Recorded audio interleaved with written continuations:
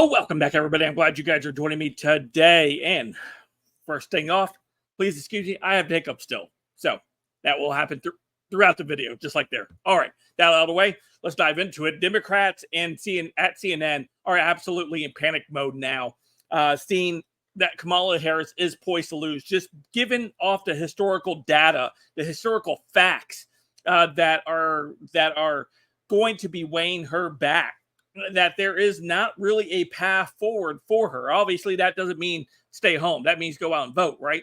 But if CNN is raising these alarms, you know the internal numbers for Kamala Harris are ensemble. They're bad. They're terrible. If they're sounding the alarm as they are right now, they're trying to prepare Democrats for a huge loss come November, coming under 6 days. It's coming. They are panicking. And this segment here shows this with the numbers, with the historical data, backing up Kamala's tough road ahead, uphill battle, if you will, to reach the White House as president. It does not look like it's going to happen. It's not likely. Anyway, anything can happen, right? But let's go ahead and take a look at this video and take a listen to their panic.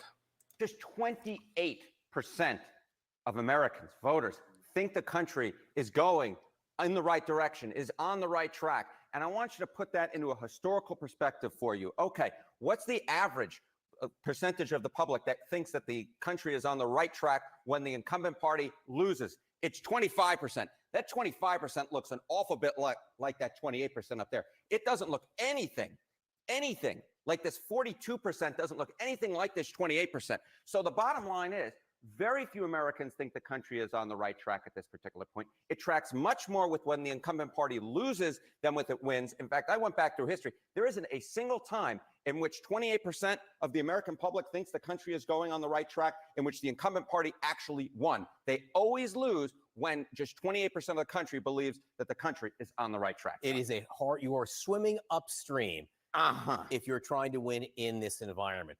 Also, President Biden, on the micro level, a lot of the coverage today is over something President Biden said.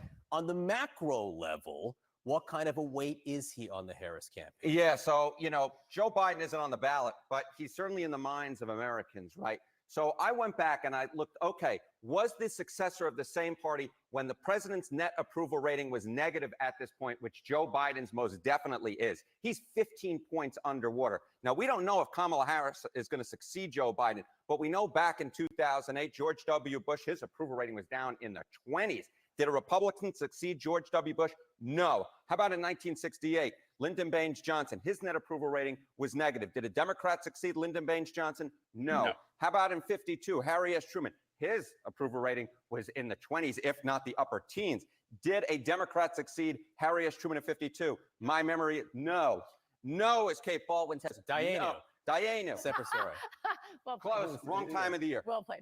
Dwight Eisenhower, a Republican, succeeded Harry S. Truman. So the bottom line is, for Kamala Harris to win, she'd have to break history, be a Democrat to succeed Joe Biden when Biden's approval rating is way underwater at this point. Again, it could happen. It just doesn't in recent history for sure. Okay, registration numbers here. Yeah, Republicans have been registering voters in big, huge numbers. They have been gaining in party registration versus the Democrats in the swing states with party registration. We're talking Arizona. I think it's a 5-point. They've expanded their lead from 5 points from where it was back in 2020. How about Nevada? Big Republican registrations there. They like the early vote. How about North Carolina? Big Republican registration games. How about Pennsylvania? We spoke about it before a few months ago.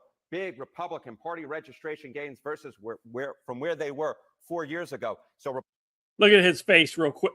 He knows that Kamala camp is in trouble. He knows. Look at that face. He knows after all of this facts that are being laid down.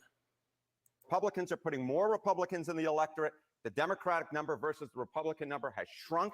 And so the bottom line is, if Republicans win, come next week, Donald Trump comes next week, the signs all along will have been obvious. We would look at the right direction being very low, Joe Biden's approval rating being very low, and Republicans really registering numbers. You can't say you weren't warned. Yeah. And you could see this with the desperation in the media. You can see this in desperation how Kamala Harris has been trying to campaign of late.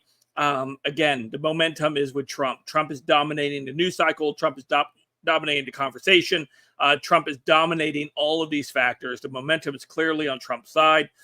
Even history is with Donald Trump on this one. So anyway, again, doesn't mean that we don't stop. It means you still go vote. Go vote still. Do not stop. Go vote. All right. Go vote early if you're still able to. And of course, if you have not, vote on election day. Make time. Vote early on election day. All right. Don't forget to hit that like and subscribe button. Let me know what you guys think in the comments down below. Check out all my links in the links below. And until next time, I'll see you guys later. Thank you for putting up with my hiccups. Anyway, I'll see you guys later. Have a great day.